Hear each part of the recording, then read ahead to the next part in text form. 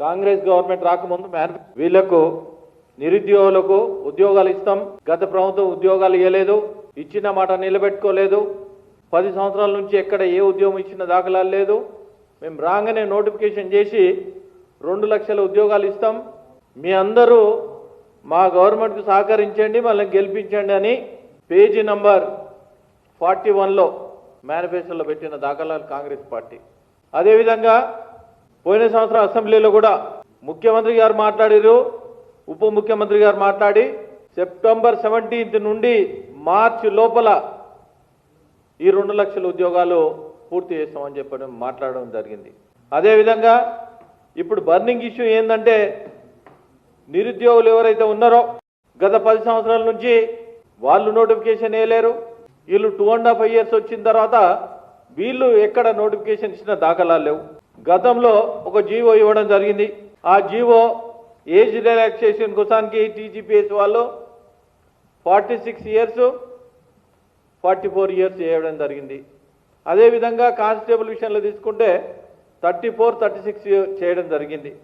మరి ఇప్పుడు 2 సంవత్సరాలు తగ్గించారు. ఒకటే అడుగుతాను నా కాంగ్రెస్ ప్రభుత్వాన్ని, మరి ఇచ్చిన మాట ఉద్యోగాలు మొత్తం ఫిలప్ చేశారని అడుగుతా ఉన్నా. అరే రోజు ధర్నాలు చేస్తూ ఉన్నారు, గ్రామీణ ప్రాంతాలకు ఎన్నిక ఇక్కడ వచ్చి చాలామంది ఎస్ఐకైనా పోలీస్ కానిస్టేబుల్ అయినా ఎన్నో సంవత్సరాల నుండి ఆ ప్రభుత్వం పీడపోయింది, కనీసం ఈ ప్రభుత్వం వచ్చిన తర్వాత నోటిఫికేషన్ వస్తే మేము జాబ్ కొడతాం, చాలని అమౌంట్తోని 5 మంది 10 మంది ఒక రూమ్లో వండుకుంటా 5 రూపాయలు భోజనం చేసుకుంటా టిఫిన్ కూడా ఇక్కడనే చేసుకుంటా నిరంతరం ఎన్ని పనులున్నా ఎన్ని కార్యక్రమాలున్నా విలేజ్కేనేమన్నా పండుగలు పబ్బాలు ఉన్నా కానీ ఏ ఒక్కరు విలేజ్ పోకుండా ఉద్యోగం సాధించిన తర్వాతనే పోతామని కూడా చెప్పడం జరిగింది. నేను ఒకటే డిమాండ్ చేస్తూ ఉన్నాను, రాత్రి చాలామంది రాస్తారోకో చేయడం జరిగింది. అదేవిధంగా ఇప్పుడు సెంట్రల్ లైబ్రరీలో ప్రివెంటివ్ అరెస్ట్ చేయడం జరిగింది. అరే వాళ్ళు విద్యార్థులు, కాబోయే ఎస్ఐలు, పోలీస్ కానిస్టేబుల్ ఉన్నారు, వాళ్ళంతా గ్రాడ్యుయేట్ పోస్ట్ గ్రాడ్యుయేట్ చదువుకున్న వాళ్ళు ఉన్నారు. ఒకసారి డీజీపీ గారు కూడా చెప్పడం జరిగింది, మేనిఫెస్టో ఎన్ని ఉద్యోగాలు ఖాళీ ఉన్నాయంటే సుమారు 20,000 ఉద్యోగాలు ఖాళీ ఉన్నాయన్నారు. వీళ్ళు వచ్చిన తర్వాత గతంలో కూడా 2016లో 9,281 పోస్టులు ఇవ్వడం జరిగింది. అదేవిధంగా 2018లో 18,428 పోస్టులు ఇవ్వడం జరిగింది. 2022లో 16,000 పోస్టులు ఇవ్వడం జరిగింది. ఈసారి అతి తక్కువగా 5,000 పోస్టులు నోటిఫికేషన్. నేను ఒకటే అడుగుతా ఉన్నా ముఖ్యమంత్రి గారు, ఒక్కసారి నోటిఫికేషన్ వచ్చిన తర్వాత ఈ జాబ్ ఫిల్అప్ కావాలంటే మినిమం 2 years పడుతుంది. మీ పుణ్యకాలం వెళ్ళిపోతుంది, మీ గవర్నమెంట్ కూడా అయిపోతుంది, వచ్చే గవర్నమెంట్ మాదే ఉంటుంది. మరి అప్పటిదాకా ఉద్యోగాలు మీద ఆధారపడి ఉన్న వాళ్ళు ఏం చేయాలి? నోటిఫికేషన్ వచ్చిన తర్వాత 2 సంవత్సరాలు పడుతుంది తెలంగాణ పబ్లిక్ సర్వీస్ కమిషన్. అదేవిధంగా నేను ఒకటే అడుగుతా ఉన్నాను, మొన్న ఈ పోలీస్ దానిలో కూడా గతంలో 4 meters పెట్టడం జరిగింది. మిగతా రాష్ట్రాల్లో ఎక్కడ కూడా లాంగ్ జంప్లో 3.8 ఉంది. మరి ఆ 3.8 ఇప్పుడైనా సరి చేస్తురా లేదా వాళ్ళ జీవితాలతో ఆడుకుంటురా? భారతీయ జనతా పార్టీ ఒకటే డిమాండ్ చేస్తూ ఉన్నది, మీరు ఇచ్చిన మాట ఏదైతే ఉందో అసెంబ్లీ సాక్షిగా చెప్పిన మాట, ఉద్యోగాలు ఎన్నైతే ఖాళీలు ఉన్నాయో అన్ని ఖాళీలు మీరు ఫిలప్ చేయాలని డిమాండ్ చేస్తూ ఉన్నారు. పోలీస్ డిపార్ట్మెంట్ చెప్తా ఉన్నారు 20,000 ఖాళీలు ఉన్నాయని. ఆ 20,000 ఖాళీలు బేషరతుగా ఫిలప్ చేయాలని డిమాండ్ చేస్తూ ఉన్నాం.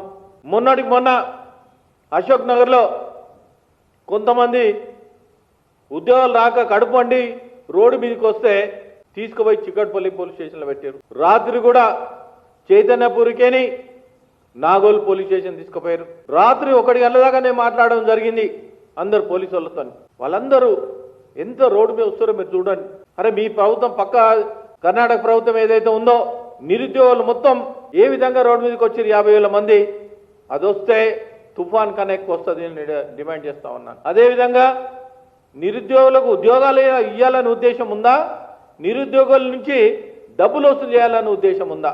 టీజీపీఎస్ ఏదైతే ఉందో 200 ఉన్న ఫీజును 1,000 రూపాయలు పెంచారు, అంటే 500% పెంచారు. ఈ పక్క రాష్ట్రాలు ఏవైతే ఉన్నాయో ఏ రాష్ట్రం కాదు, దేశంలో 29 రాష్ట్రాలు ఉన్నాయి. ఈ ఒక్క రాష్ట్రం వదిలేసి 28 రాష్ట్రాల్లో ఏ రాష్ట్రంలో ఇంత ఫీజు లేదు.